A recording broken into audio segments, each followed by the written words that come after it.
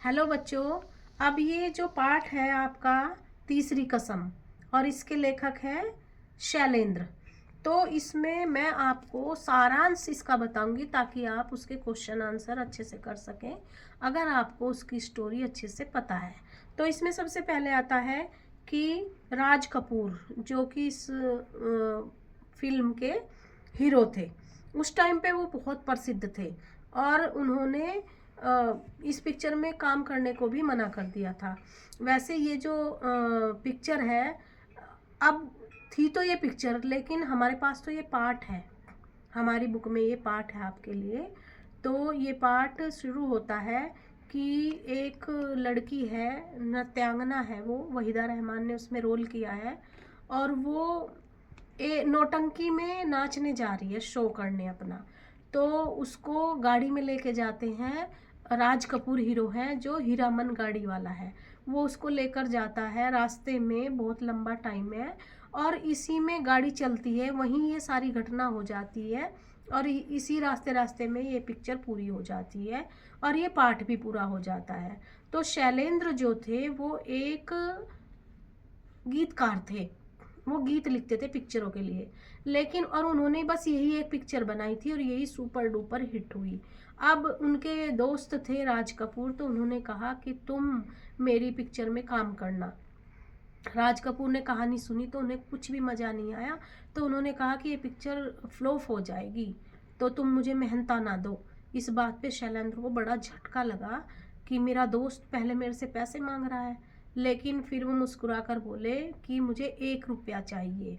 फिर उन्होंने कहा कि कहानी में दम नहीं है, लेकिन मैं तुम्हारी दोस्ती के लिए इस पिक्चर को बनाऊंगा।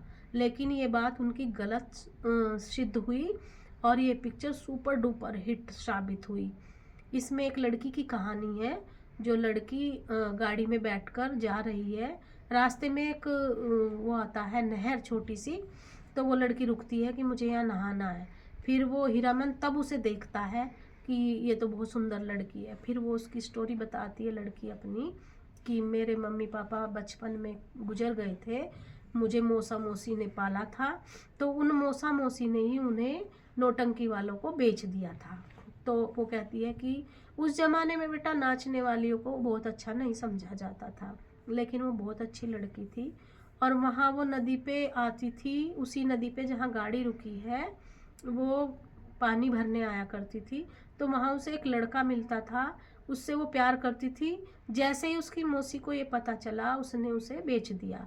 तो वो यहाँ फ़िलहाल उस नदी पे आई हुई है, तो वो हीरामन को ये बात बताती है कि यहाँ से मेरी ये यादें जुड़ी हुई हैं।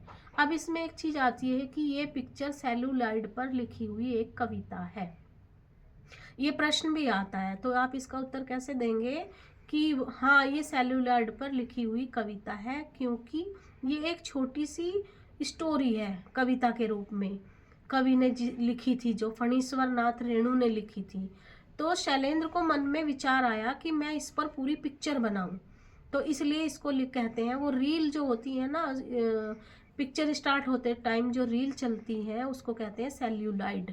तो उस पर वो लिखी हुई एक कविता है, उसको भाव से और एक्टिंग से उसमें डाल दिया मूवी में, और वो पूरी पिक्चर बनाई, पूरी सुपर डुपर हिट हुई वो। उसके गाने हिट थे और ये उस नौटंकी वाली लड़की की कहानी है। फिर वो हीरामन को कहती है कि तुम मेरी नौटंकी देखने आना, तो वो बहुत फेमस है, तो वो अपने उसमें चली गई खेमे में। तो हीरामन ने कहा कि मुझे भी जाना है उनका शो देखने। तो वहाँ जो बड़े बड़े लोग थे उन्होंने कहा तुम कैसे जानते हो इतनी बड़ी कलाकार को, हम तुम्हें अंदर नहीं जाने देंगे।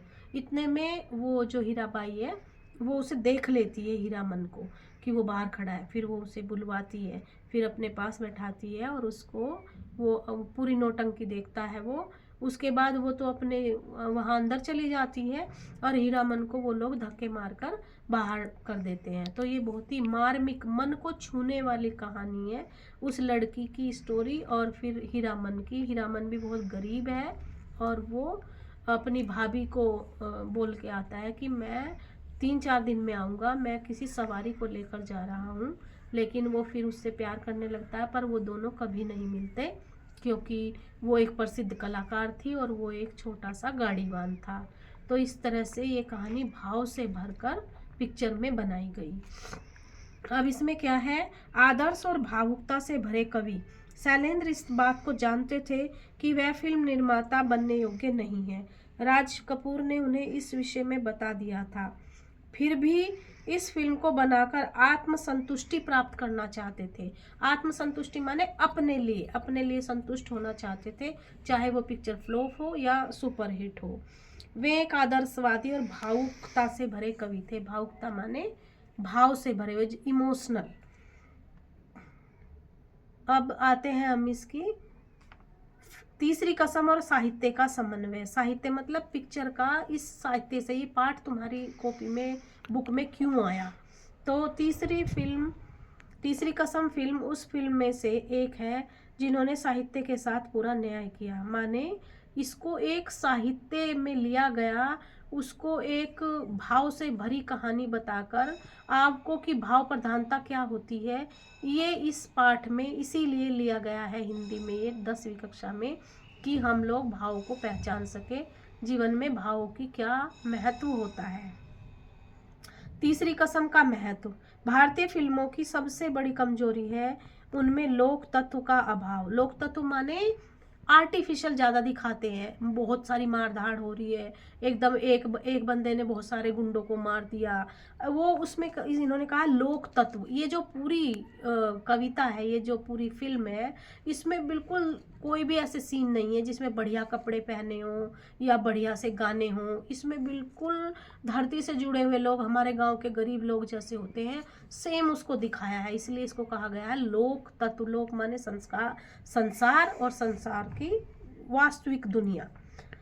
इसमें कोई ग्लोरीफाई नहीं था। तीसरी कसम में दुख स्वाभाविक सा था, नाटकीय नहीं। मतलब दोनों ने ऐसा अपने जीवन के दुखों को इस तरह से स्पष्ट किया है कि ऐसा नहीं लगता था कि वो कहानी नाटक कर रहे हैं, ऐसा लगता था ये नॉर्मल नेचुरल हीरामन और हीराबाई हैं और यही इस कहानी को के असली नायक है, नकली हीरो हीरोइन नहीं लग रहे थे। जैसे पूरी फिल्म को वहीदा रहमान ने एक साड़ी में शूट किया था, गरीबी भी उसमें दिखाई गई है। तो इस प्रकार ये पाठ है आपका तीसरी कसम, और ये एक सेल्यूलाइड पर लिखी हुई कविता है।